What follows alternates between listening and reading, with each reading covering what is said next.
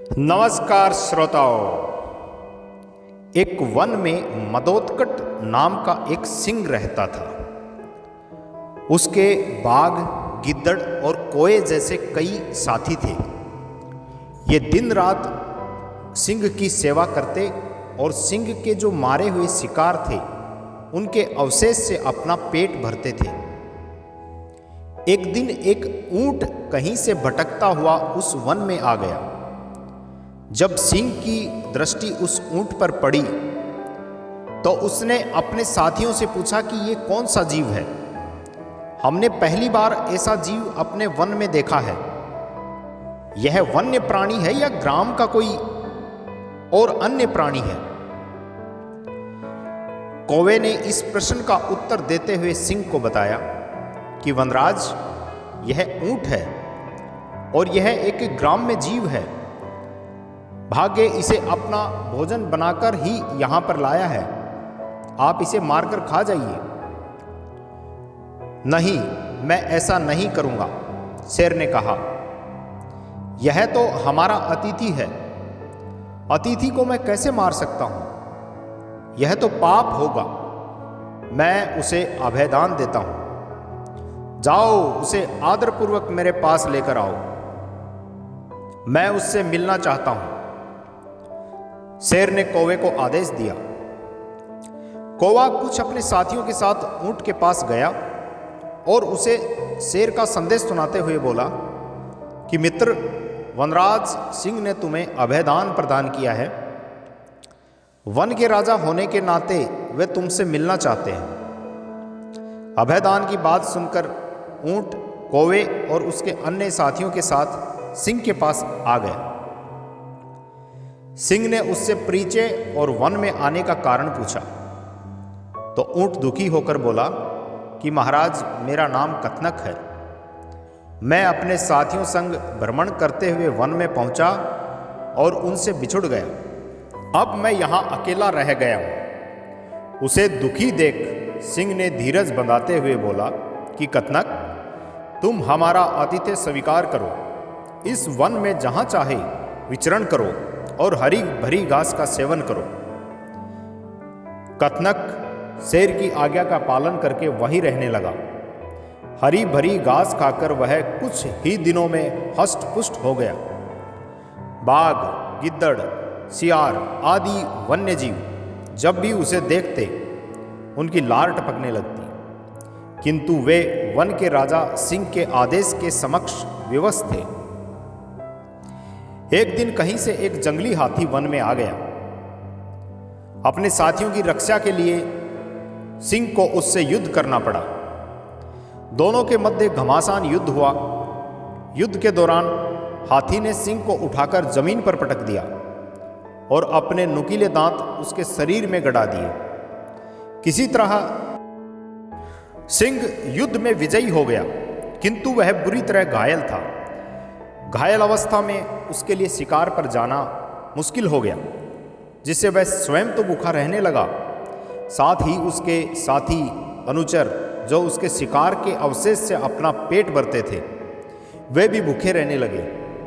अपनी दुर्दशा देख और अपने अनुचरों की परेशानी को देखकर सिंह दुखी था।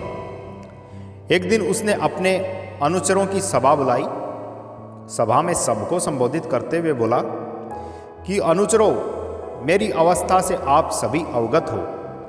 मैं चाहता हूं कि आप कोई ऐसा जीव तलाश करो जिससे मैं इस अवस्था में भी उसको मार सकूं। इस तरह हम सभी की भोजन की समस्या का निवारण हो जाएगा।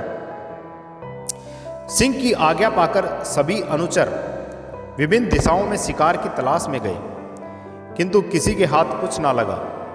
सबके हताश वापस लौटने के बाद कौवा, गिद्दड़ और बाघ आपस में मंत्रणा करने लगे। उनकी दृष्टि कई दिनों से कथनक नामक ऊंट पर थी। गिद्दड़ ने सभा को संबोधित करते हुए कहा कि मित्रों, कथनक इस वन में रहकर कितना हष्ट पुष्ट हो गया है। जब भी उसको देखता हूं तो मुंह में पानी आ जाता है। तुम लोगों का क्या विचार है? क्यों ना इसे ही मारकर अपनी भूख मिटाई जाए। इधर उधर भटकने का क्या लाभ? कौवे ने कहा कि कह तो तुम ठीक रहे हो गिद्दड़ भाई, किंतु वनराज ने उसे अभयदान दिया है। वे उसे नहीं मारेंगे। अब तुम ही बताओ कि उन्हें कैसे मनाएं। गिद्दड़ इसका उपाय पहले ही सोच चुका था। उसके अपनी योजना कौवे और बाघ को बता दी। दोनों ने उस योजना के लिए हामी भर दी। साथ ही अन्य अनुचरों को भी योजना के बारे में अच्छी तरह से समझा दिया। इसके बाद वो सिंह के पास पहुंचे। गिद्दड़ आगे आकर बोला कि वनराज, हम सब ने आपके लिए शिकार की बहुत खोज की, किंतु हमें कोई ना मिला। कथनक नामक जो ऊंट है वो शारीरिक रूप से विशाल है और अब तो वह हष्ट पुष्ट भी हो गया है। यदि आप उसका शिकार करें तो हमारे कई दिनों के भोजन की व्यवस्था हो जाएगी। मैंने उसे अभयदान दिया है, मैं उसे नहीं मार सकता। शेर ने दो टूक उत्तर दे दिया। फिर गिद्दड़ बोला कि यदि कथनक स्वयं को आपकी भूख मिटाने के लिए प्रस्तुत करे तो तब तो आपको कोई आपत्ति नहीं होगी। शेर ने आश्चर्य से बोला, नहीं, तब तो कोई आपत्ति नहीं है, किंतु क्या वह ऐसा करेगा? वनराज, कथनक क्या, आपके भूख मिटाने तो इस वन के समस्त प्राणी तैयार हैं। आप आज्ञा करें। इस तरह गिद्दड़ ने अपनी चिकनी चुपड़ी बातों से सिंह को मना लिया। उसके बाद वह कथनक ऊंट के पास पहुंचा और उसे बोला, शाम को वनराज ने एक सभा रखी है जिसमें तुम्हें भी बुलाया है। शाम को सिंह की सभा में वन के सभी जीव उपस्थित थे। कथनक भी उपस्थित हुआ। गिद्दड़ ने भरी सभा में कहा कि वनराज, हम सब आपकी अवस्था देखकर बहुत दुखी हैं।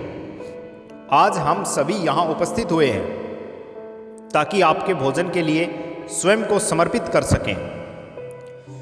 इसके बाद एक एक कर सभी जीव सामने आकर स्वयं को सिंह के भोजन के लिए प्रस्तुत करने लगे, किंतु गिद्दड़ उनमें कोई ना कोई कमी निकाल देता और सिंह उन्हें खाने से मना कर देता।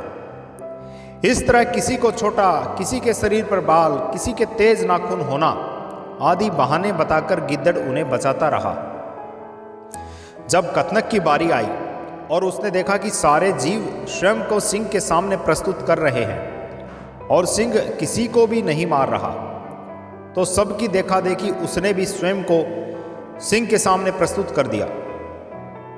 कहा कि वनराज, आपके मुझ पर बहुत उपकार हैं।